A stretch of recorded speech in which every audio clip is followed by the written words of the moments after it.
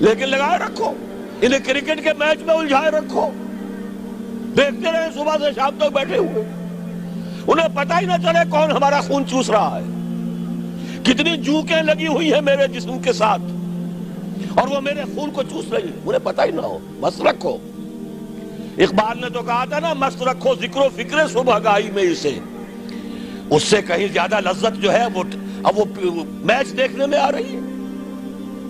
لگاؤ ان کو، طرح طرح کے نام سے جو ہے جوئے کے اندر لگاؤ۔ یہ تمام دھندے اس لیے ہیں یہ اس میں مگن رہے حیوانوں کی طرح۔ اور یہ بھی نوٹ کر لیجئے، یہ بھی ان کے پروٹوکولز میں ہے، اخلاقی اعتبار سے انہیں کرپٹ کر دو، انہیں تمیز ہی نہ رہے بیٹی میں اور بیوی میں، انہیں تمیز نہ رہے مرد اور عورت میں،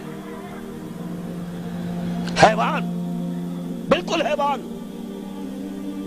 بنا دو۔ انسانیت کہیں رہ گئی تو کسی وقت بغاوت کا اندیشہ ہے۔ عورت کو باہر نکالو گھر سے، اسے شمع محفل بناؤ، اسے ہتھیاروں، اسے اشتہاروں کا موضوع بناؤ۔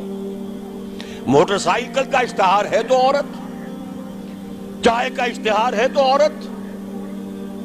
یہ سارے کھیل یوں ہی نہیں ہو رہے، protocols of the elders of the Zion,